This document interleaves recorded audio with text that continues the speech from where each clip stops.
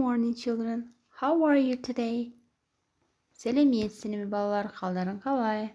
Здравствуйте, ребята. Как ваши дела? The theme of our lesson is our responsibility to planet Earth.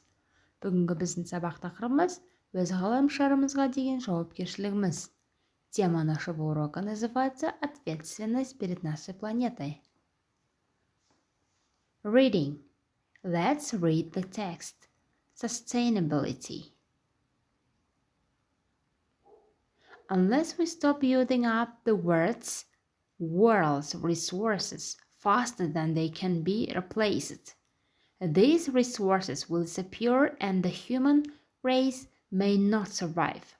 However, if we find the right ecological balance, the planet will survive. This is called sustainability.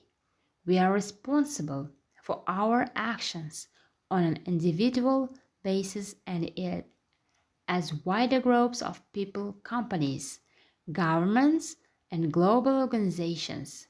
There are small things we as individuals can do every day to use less energy. Ride a bike rather than drive a car, or turn the heating down a few degrees and wear a sweater. On a bigger scale, governments can invest in power plants that produce renewable energy. Companies can research and develop more efficient forms of transport such as electric cars and lighter airplanes. These changes in the way we behave as individuals and as long groups can all help to produce a more sustainable way of living. One example of this is solar power plants. The world's biggest plant is in Tamil Nadu in India. It covers an area of 10 kilometers and will produce enough energy to power about 150,000 homes. The government's goal is to produce 40% of its power from non-fossil fuels by 2030. If the Indian government is successful, it can dramatically reduce the amount of pollution, which will be a big step towards creating a sustainable system for millions of people. The same is true for car production. The United Kingdom government has decided to stop sales of all petrol and diesel cars by 2040. And Volvo, the Swedish car manufacturer, has decided that it will produce only electric or hybrid cars. If other governments and companies take the same steps, it will have a very beneficial effect on the global environment. 1/3 of air pollution is caused by petrol and diesel-based vehicles. We will definitely improve the quality of air in our cities and limit the risk of climate change if we reduce the number of these types of vehicles. Our future aim as the dominant species on the planet should be sustainability. If we want our children and their children to have a quality life in a healthy world, we need to take responsibility for our actions now. Let's do exercise number 1. Read and listen to the text. Write true or false. Correct the false statements. If you're ready, let's start doing exercise number 1. You must write F or true. Is the sentence true?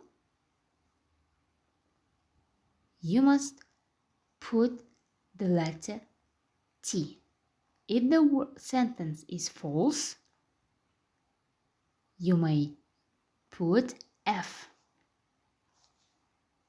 Exercise number 2. Build your vocabulary. Find the words in blue in the text. What parts of speech are there? Look at the context of each word and match them with their synonyms from 1 to 6.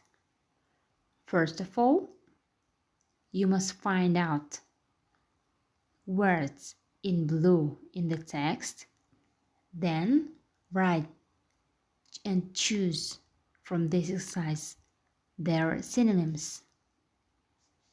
Exercise number 3, your opinions. Ask and answer the questions. Let's watch the video. The idea that we need to protect this planet itself is a convoluted idea because it is not because of us that the planet is there. It is because of the planet we are there.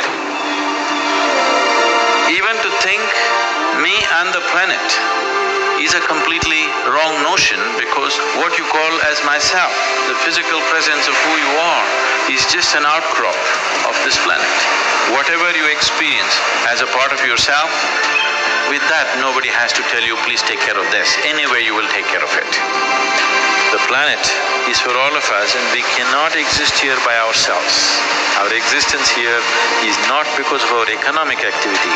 Right now we are made to believe it is because of the percentages of growth that's happening in this country you will live well. No, we will live well here if everything is green, beautiful, water is flowing, air is pure, we will live well here. This idea has to go into every human being's mind, into every citizen's mind, into every child's mind. You must always be conscious of the life other than human life. Most people are not even conscious of the human beings. So I'm reminding you, you must be conscious of everything that is alive. A tree, a plant, a blade of grass, a grasshopper hopping, you must be alive to everything. Constantly the air around us is entering us and coming out of us, and this is the basis of our life. What you exhale, the trees are inhaling. What the trees exhale, you are inhaling. There's a constant transaction going on.